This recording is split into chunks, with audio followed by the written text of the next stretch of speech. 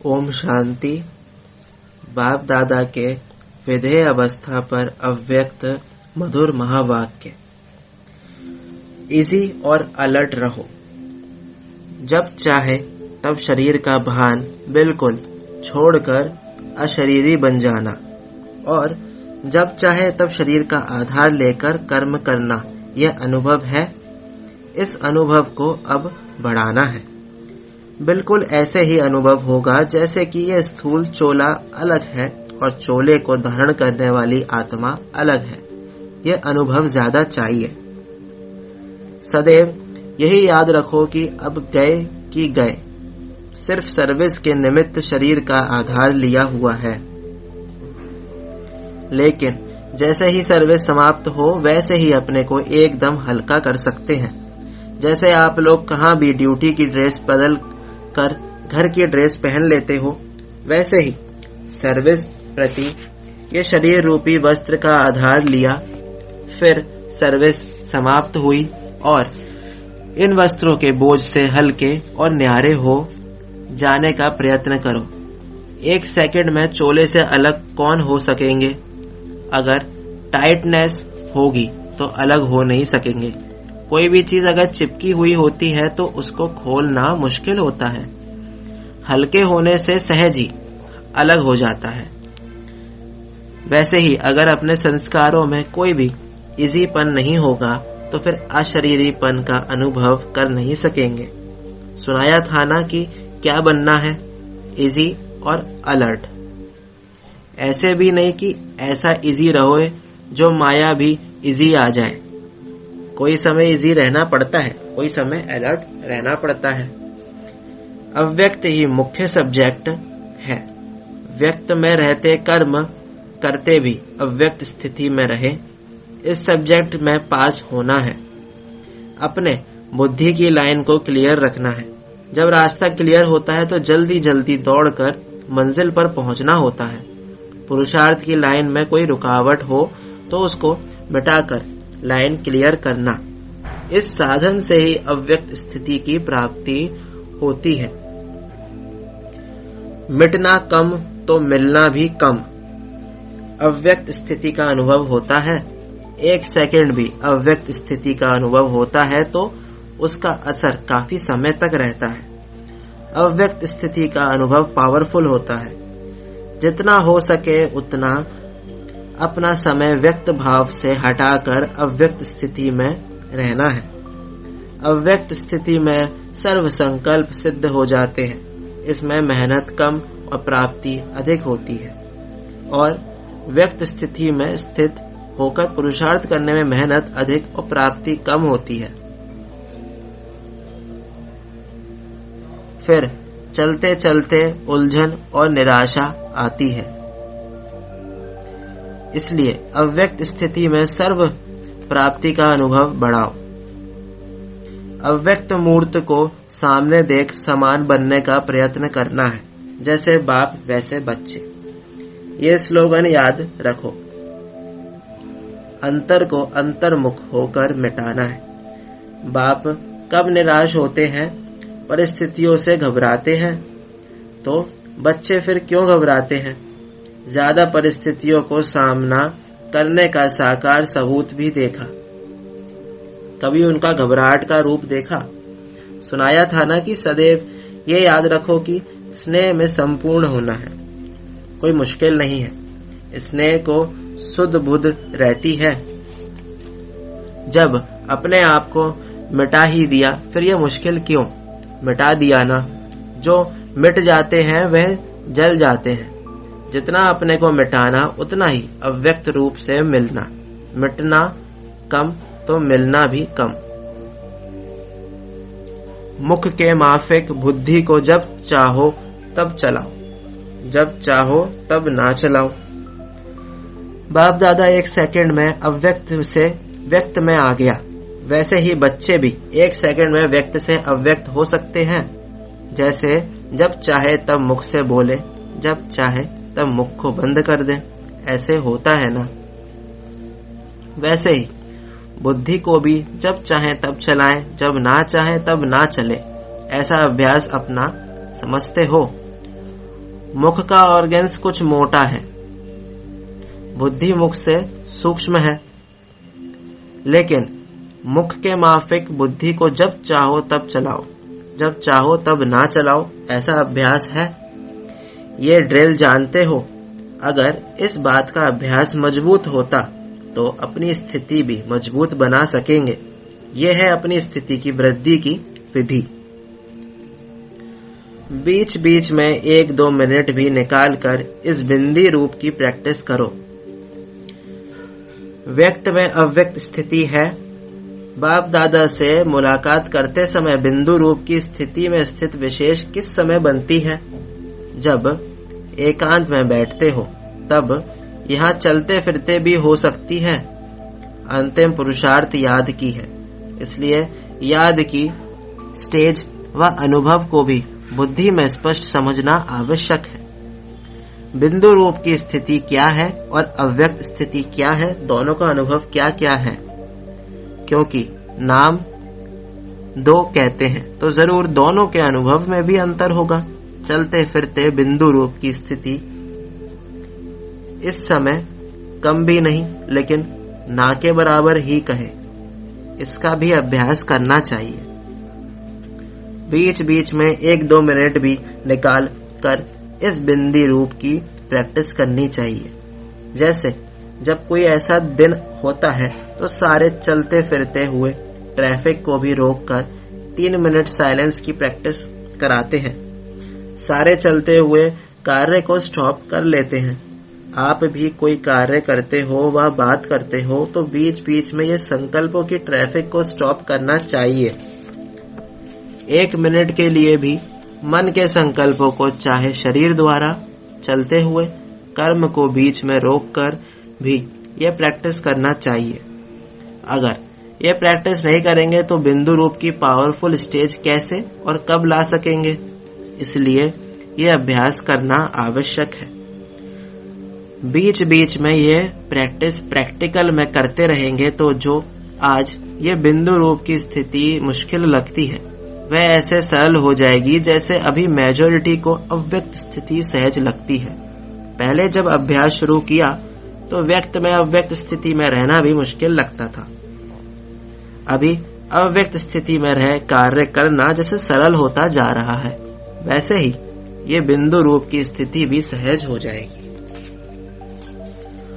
कुछ धारण करो, कुछ अर्पण करो। अव्यक्त बनने के लिए मुख्य कौन सी शक्तियों को अपने में धारण करना है? तब ही जो लक्ष्य रखा है वह पूर्ण हो सकेगा। है तो बहुत, लेकिन एक तो सहन शक्ति चाहिए, परखने की शक्ति चाहिए और विस्तार को छोटा करने की और फिर छोटे को बड़ा करने की भी शक्ति चाहिए। कहाँ विस्तार को कम करना पड़ता है और कहाँ विस्तार भी करना पड़ता है, समेटने की शक्ति चाहिए। इन सब के साथ साथ सर्व को स्नेह और सहयोगी बनाने की अर्थात सर्व को मिलाने की भी शक्ति चाहिए। तो ये सभी शक्तियां धारण करनी पड़े, तभी सभी लक्षण पूरे हो सकते हैं। हो सकते भी नहीं, लेकिन होना ही है, करके ही जाना है। ये निश्चय बुद्धि के बोल है। इसके लिए एक बात विशेष है, रूहानियत भी धारण करनी है और साथ साथ ईश्वरीय रुहाब भी हो। ये 2 बातें धारण करना है और एक बात छोड़ना है। वह कौन सी है? नीचापन। ठीक है, कहाँ कहाँ अपने में फेथ ना होने के कारण कई कार्य को सिद्ध नहीं कर सकते हैं, इसलिए कहते हैं नीचपना छोड़ना है, रौब को भी छोड़ना है। दूसरा जो भिन्न भिन्न रूप बदलते हैं, कब कैसा, तो वह भिन्न भिन्न रूप बदलना छोड़कर एक अव्यक्त और अलौकिक रूप भट्टी से धारण करके जाना है। रचना के रचयिता बनो। अभी अव्यक्त स्थिति में स्थित होकर व्यक्त देह का आधार लेकर देख रहे हैं, यह अनुभव कर रहे हो। जैसे स्थूल स्थान में प्रवेश करते हो, वैसे ही इस स्थूल देह में प्रवेश कर ये कार्य कर रहे हैं, ऐसा अनुभव होता है। जब चाहे तब प्रवेश करें और जब चाहे तब फिर न्यारे हो जाएं, ऐसा अनुभव करते हो। 1 सेकंड में धारण करें और 1 सेकंड में छोड़ें, यह अभ्यास है। जैसे और स्थूल वस्तुओं को जब चाहो तब लो और जब चाहो तब छोड़ सकते हो ना, वैसे इस देह के भान को जब चाहे तब छोड़ देही अभिमानी बन जाए। यह प्रैक्टिस इतनी सरल है जितनी कोई स्थूल वस्तु की सहज होती है। रचयिता जब चाहे रचना का आधार ले, जब चाहे तब न्यारे, जब चाहे तब रचना के आधार को छोड़ दे, ऐसे रचयिता बने हो। ये देह का भी बंधन है। देह अपने बंधन में बांधती है। अगर देह बंधन से मुक्त हो तो ये देह बंधन नहीं डालेगी, लेकिन कर्तव्य का आधार समझ आधार को जब चाहे तब ले सकते हैं। ऐसी प्रैक्टिस चलती रहती है। देह के भान को छोड़ने अथवा उनसे न्यारे होने में कितना समय लगता है? 1 सेकंड लगता है। सदैव 1 सेकंड लगता है। वह कभी कितना, कभी कितना, कभी कैसी। इससे सिद्ध है कि अभी सर्व बंधनों से मुक्त नहीं हुए हो। जितना बंधन मुक्त उतना ही योग युक्त होंगे, और जितना योग युक्त होंगे उतना ही जीवन मुक्त में उच्च पद की प्राप्ति होती है। आदि समय से परिवर्तन शक्ति कार्य में लाओ। आंख खुलते ही मैं शरीर नहीं, मैं आत्मा हूँ। यह है आदि समय का आदि परिवर्तन संकल्प। इसी आदि संकल्प के साथ सारे दिन की दिनचर्या का आधार है। अगर आदि संकल्प में परिवर्तन नहीं हुआ तो सारा दिन स्वराज्य व विश्व कल्याण में सफल नहीं हो सकेंगे। आदि समय से परिवर्तन शक्ति कार्य में लाओ। जैसे सृष्टि के आदि में ब्रह्म से देव आत्मा, सतो प्रधान आत्मा पाठ में आएंगी, ऐसे हर रोज अमृत वेला आदि काल है। इसलिए इस आदि काल के समय ही उठते ही पहला संकल्प याद में रहे, ब्राह्मण आत्मा पधारे। बाप से मिलन मनाने में लिए यही समर्थ संकल्प, श्रेष्ठ बोल, श्रेष्ठ कर्म का आधार बन जाएगा। पहला परिवर्तन मैं कौन, तो यही फाउंडेशन परिवर्तन शक्ति का आधार है। अव्यक्त स्थिति और फिर आवाज से परे रहने का अभ्यास बहुत आवश्यक है। आवाज में आकर जो आत्माओं की सेवा करते हो, उससे अधिक आवाज से परे स्थिति में स्थित होकर सेवा करने से सेवा का प्रत्यक्ष प्रमाण देख सकेंगे। अपनी अव्यक्ति स्थिति होने से अन्य आत्माओं को भी अव्यक्त स्थिति का 1 सेकंड में अनुभव कराया तो वह प्रत्यक्ष फल स्वरूप आपके सम्मुख दिखाई देगा। आवाज से परे स्थिति में स्थित हो, फिर आवाज में आने से वह आवाज नहीं लगेगा, लेकिन उस आवाज में भी अव्यक्ति वाइब्रेशन का प्रभाव किसी को भी बाप की तरफ आकर्षित करेगा। वह आवाज सुनते हुए उन्हों को अपनी आपकी अव्यक्त स्थिति का अनुभव होने लगेगा। जैसे इस साकार सृष्टि में छोटे बच्चों को लोरी देते हैं, वह भी आवाज होता है, लेकिन वह आवाज से परे ले जाने का साधन होता है। ऐसे ही अव्यक्त स्थिति में स्थित होकर आवाज में आओ तो आवाज से परे स्थिति का अनुभव करा सकते हो। 1 सेकंड की अव्यक्त स्थिति का अनुभव आत्मा को अविनाशी संबंध में जोड़ सकता है। ऐसा अटूट संबंध जुड़ जाता है जो माया भी उस अनुभवी आत्मा को हिला नहीं सकती। सिर्फ आवाज द्वारा प्रभावित हुई आत्माएं अनेक आवाज सुनने से आवागमन में आ जाती है, लेकिन अव्यक्त स्थिति में स्थित हुए आवाज द्वारा अनुभवी आत्माएं आवागमन से छूट जाती है। ऐसी आत्मा को ऊपर किसी भी रूप का प्रभाव नहीं पड़ सकता। सदैव अपने को कंबाइंड समझ कंबाइंड रूप की सर्विस करो, अर्थात अव्यक्त स्थिति और फिर आवाज दोनों की कंबाइंड रूप की सर्विस वारिस बनाएगी। सिर्फ आवाज द्वारा सर्विस करने से प्रजा बनती है, तो अब सर्विस में नवीनता लाओ। अव्यक्त स्थिति का अनुभव कुछ समय लगातार करो। वतन में भी बाप दादा की अलौकिक प्रदर्शनी है। उनके चित्र कितने होंगे? आपके चित्र गिनती में आ सकते हैं, लेकिन बाप दादा के प्रदर्शनी के चित्र गिन सकते हो। बाप दादा निमंत्रण देते हैं। निमंत्रण देने वाला तो देता है, आने वालों का काम है पहुंचना। आप सभी से करोड़ गुना ज्यादा खुशी से निमंत्रण देते हैं। हर एक को अनुभव हो सकता है। अव्यक्त स्थिति का अनुभव कुछ समय लगातार करो तो ऐसी अनुभव होंगे जैसे साइंस द्वारा दूर की चीजें सामने दिखाई देती हैं, ऐसे ही अव्यक्त वतन की एक्टिविटी यहाँ दिखाई देगी। बुद्धि बल द्वारा अपने सर्वशक्तिवान के स्वरूप का साक्षात्कार कर सकते हैं। वर्तमान समय स्मृति कम होने के कारण समर्थी भी नहीं है। व्यर्थ संकल्प, व्यर्थ शब्द, व्यर्थ कर्म हो जाने कारण समर्थ नहीं बन सकते हो। व्यर्थ को मिटाओ तो समर्थ हो जाएंगे। कोई कार्य हो उनको आगे पीछे करके भी 2-4 मिनट का टाइम याद में रहने लिए जरूर निकालो। अमृत वेले ही याद का प्लान बनाना चाहिए। समझो, आप लोग कोई स्थूल कार्य आदि में बिजी रहते हो, लेकिन उसमें भी थोड़े समय के लिए जैसे नियम बांधा हुआ हो याद में रहने का। उस समय दूसरे को भी 2-3 मिनट के लिए स्मृति दिलाओ कि अभी हमारा ये कार्य है, आप भी याद में रहो।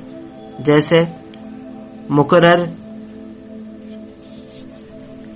टाइम पर ट्रैफिक भी रोक लेते हैं। कितना भी भले जरूरी काम हो, कोई पेशेंट को हॉस्पिटल में जाना होगा तो भी रोक लेंगे। इस रीति जहां तक कर सको उतना एम टेबल अपना बनाओ, तो और भी देखेंगे इन्हों का ये टाइम याद का मुकर्रर, तो और भी आपको फॉलो करेंगे। कोई कार्य हो उनको आगे पीछे करके 2-4 मिनट का टाइम याद में रहने लिए जरूर निकालो, तो उससे वायुमंडल में सारा प्रभाव रहेगा। सभी 1-2 को फॉलो करेंगे। बुद्धि को रेस्ट भी मिलेगी और शक्ति भी भरेगी और वायुमंडल को सहयोग मिलेगा। फिर एक अनोखापन दिखाई पड़ेगा। जैसे कुछ समय आप 1-2 को याद दिलाते थे शिव बाबा याद है, वैसे ही जब देखते हो कोई व्यक्त भाव में ज्यादा है तो उनको बिना कहे अपना अव्यक्ति शांत रूप ऐसा धारण करो जो वह भी इशारे से समझ जाए, तो वातावरण कुछ अव्यक्त रहेगा। तुम्हारी अंतिम स्टेज है साक्षात्कार मूर्त। जैसा जैसा साक्षात मूर्त बनेंगे वैसे ही साक्षात्कार मूर्त बनेंगे। ओम शांति।